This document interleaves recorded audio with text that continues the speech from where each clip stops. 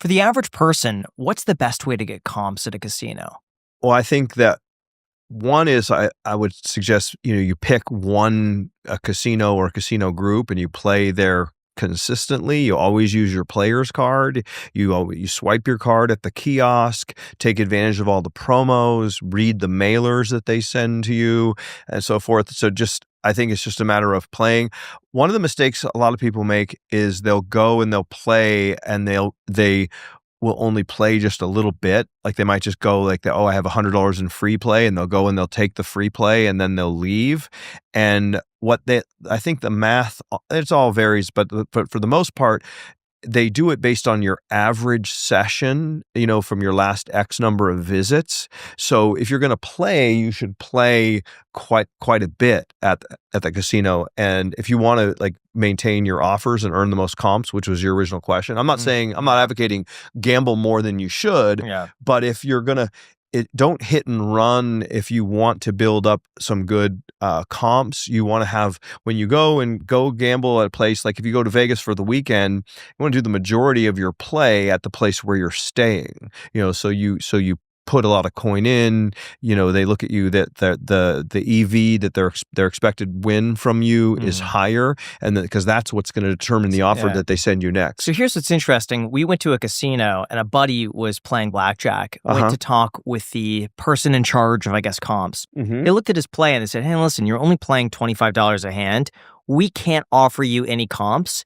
You need to play minimum $100 a hand to start getting comps. And the comps would include free food or free hotel, things like this. Slots, it seems like that's gone up a lot. Comps are a lot better from slots than they are from tables. Yeah, this was for table games. Because the thing about it, blackjack is really a 0.5%, or let's call it a 1%. People don't play perfect. 1% hold for the casino. So if you're betting $100 a hand, they're making mathematically $1 a hand, less labor cost, insurance, security, et cetera, et cetera, et cetera.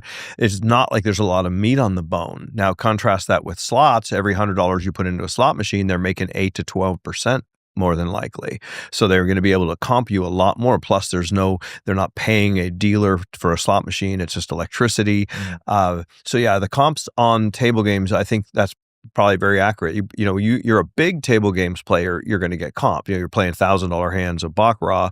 Every hand, if they're making 1%, I mean, it's only $10. It just seems like the bar has risen so high. Like I remember in 2011, I could go to M Resort, spend $500 for the whole weekend playing craps and table games. They would comp us free food every single day, and every third trip you get a free room. And that was just spending like $500 at craps. Yeah.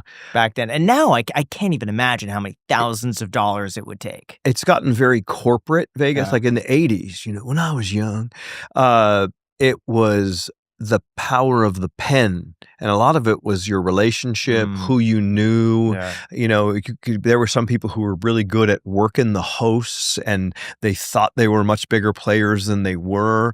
And I mean, it was a paper comp slip, and they would just write up a comp. That's what I used to get. And nowadays, it's all computerized, and it's just, it's formulas, and it's like, okay, profits are down. We're going to change the point value on this, that, and the other thing. And it's all very, very, very corporate, with the multi-billion-dollar corporations running most of the bigger casinos. And so, yeah, I think that has a lot to do with it. It's corporate greed. I like the good old days, I was going to say when the mob ran this town, but I'm not going to say that. But I guess they did. I mean, wasn't it like in the history? Didn't Bugsy Siegel and those guys? I mean, I'm just a historian.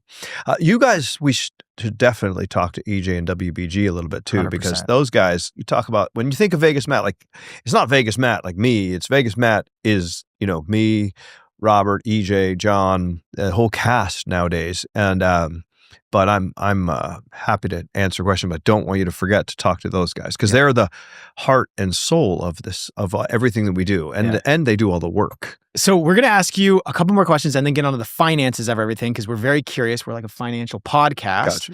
But these two questions that I have first for you: what is your dream gamble? My dream Yeah, game. like, is there something that you've always wanted when you're at the casino? Like hitting this one bonus, or maybe like putting $1 million on a hand like Dana White says, or betting on one thing or another? Well, I mean, right. I want to get the $1 million grand, or the $2 million grand on Dragon Link, which is, something that it's like the prize that, that doesn't hit very often. Some people have gotten it. I've never gotten that. There's a game called Buffalo Gold Collection where we want to get the 15 buffalo heads. There's a game called Wolf Peak where we've never gotten the bonus. We've probably put hundreds and hundreds and hundreds of thousands of dollars through the machine and we've never triggered the bonus. So we want to get the Wolf Peak bonus. Be sure to ask that question of EJ and WBG because I'm sure there's stuff that I'm forgetting. I've talked about doing a $1 million hand. The problem is no one will take the action. What about Dana? I think he's got special. But you could go head to head with him. Yeah, I suppose. But does he bet $1 million a hand? Does Caesars or whoever take $1 million a hand? I don't know. I thought it was like 250. But I'm saying you and Dana could go. You play the house, or he plays the house, and it's just exchanging $1 million from one person to another. That would be illegal. Is it? Yeah, I think so. It could be for entertainment purposes home only. Games or gamble. I don't know. Like you say, everything's illegal. I'm sure Dana could get a license if he. Yeah, I mean, give him a call. I'd love to see him again. I haven't seen him in a while. Me and Steve and Dana played slots, and Dana's like, slots? What the hell's wrong with you guys? And then Steve was like fast spinning $250 spin Huff and Puff, and I had we were chopping the ticket, So I'm like, slow down there, Steve. And I go, this guy's great. And then boom, he hit something. We won like $37,000, and then Dana's like, wow, that's really cool. And it was a great video, and Dana was very nice. I don't know him well enough. Like, I don't have his phone number. I couldn't text him and say, hey, Dana, you want to bet $1 million? But that would be really cool. If you guys arrange that, I'll definitely go.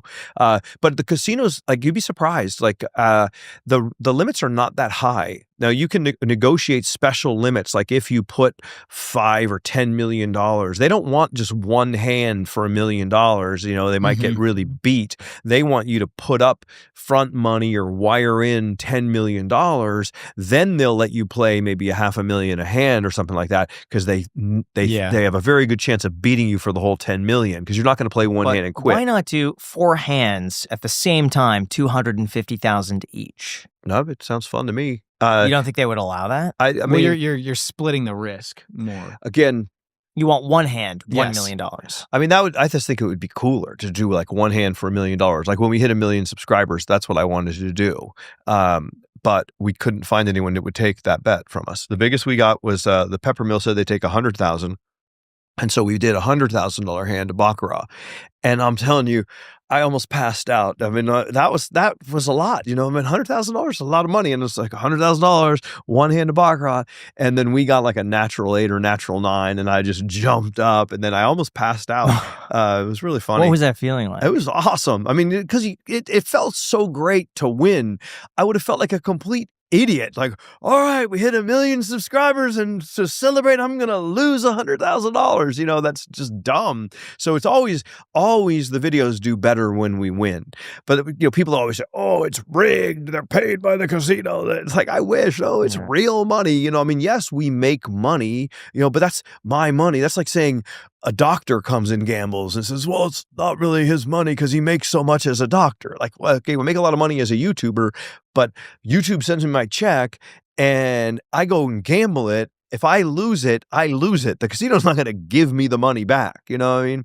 So, but it's much more fun when you win those big hands, but it's terrible when you lose them. And really quick, I gotta say, something that Jack and I have been trying to do a lot more lately is just to remove the annoyances that quietly waste time and energy, because those things add up fast. The thing is, we're always on the go, we're always trying to get to the next thing, so having a cleaner setup and a little more control in your day really goes a long way, and that is exactly why we absolutely love MagBack. The MagBack Elite case is so much more than just a case. It has the finger loop for a secure grip, side grips that feel great, a pinky pillow for comfort, and a built-in kickstand when you need it. That is all built to make everyday use way better. And it also just comes with a screen protector, so that's one less thing that you have to worry about. Then they also have their MagBack 3-in-1 home multi-charger that keeps everything clean and ready to go. You drop your phone, AirPods, and Apple Watch on it at night, and by morning, everything is charged in one place. What I really like about this is that it's not just like a mess of wires that looks awful. I don't have to try to plug and play and which one does what. It's all in one place, and it looks incredibly clean, and it just makes it easy. I kid you not, Graham and I are genuinely huge fans of MagBack. I use their wallet, I use their phone case, and also